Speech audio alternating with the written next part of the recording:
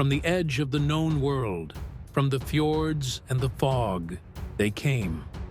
Not as a nation, not as an army, but as a force of nature. To the trembling monks in their scriptoriums, they were a punishment from God. To the kings of Europe, they were a nightmare made of oak and iron. They were the Vikings, and for 3 centuries, they rewrote the map of the world with the keels of their ships and the edge of their axes. The chronicles of the Anglo-Saxon Chronicle are stark.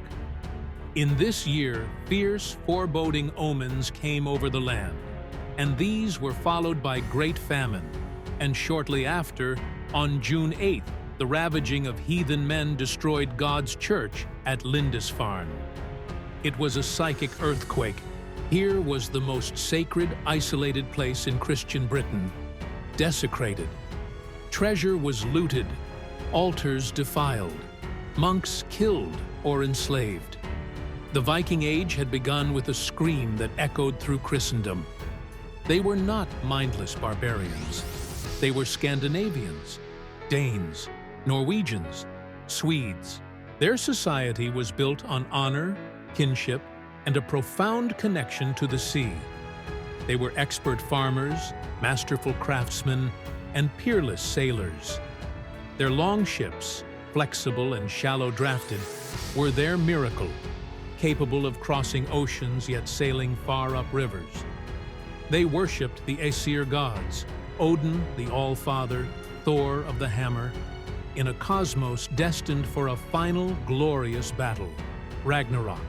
The soil here is stones and frost. Our saga will not be written in dirt, Father. It will be written in the wake of our ship. Then, seek more than silver.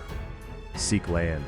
Seek a name that the skalds will sing for 1,000 years. They were not one thing.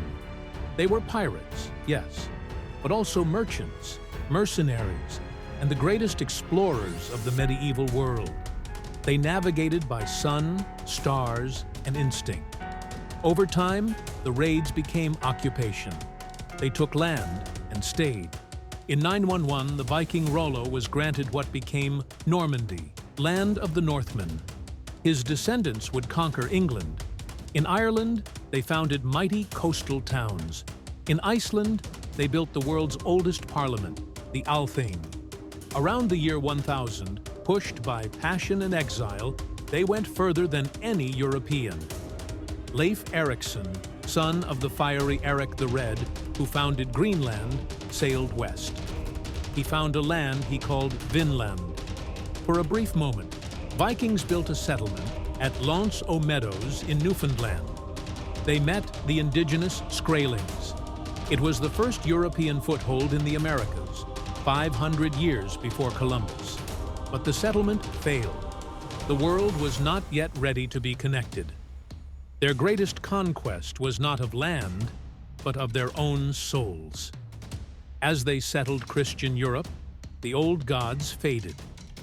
Kings like Harold, Bluetooth converted, seeing the political unity and European connection Christianity offered. The martial energy of the North was channeled into new ventures. The Norman conquest of England, the Varangian Guard serving Byzantine emperors, the Crusades. The Viking Age didn't end with a defeat. It ended with a transformation. The Vikings never vanished. They dissolved into us. They forged nations, Normandy, the Kingdom of the Isles, the foundations of Russia. They reshaped languages. They gifted English with hundreds of words.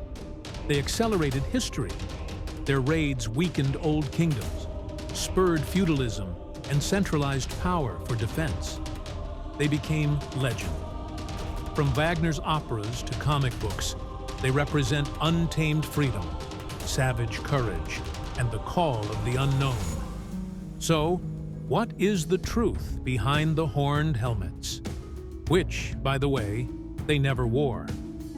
The Vikings teach us that the boundary between barbarism and civilization is a shifting shoreline. They were the terrifying other to the Christian world, the rod of God's anger, much like the Assyrians of the Old Testament. Yet, they were also builders, innovators, and family makers. Their story verifies a profound idea: that exploration, whether driven by greed, desperation, or pure curiosity, is an irresistible human compulsion. They looked at the horizon and saw not the end of the world, but the beginning of a new story. In an age of faith, they lived by a creed of fate and fame, seeking to carve their names not just in stone, but in the very fabric of history itself. They remind us that sometimes the most enduring civilizations are built not by those who stay safely behind walls, but by those who dare to point their ship into the darkness and row. This is Hidden Histories. Like, share, and subscribe for more biblical mysteries, ancient truths, and forbidden knowledge, revealed daily.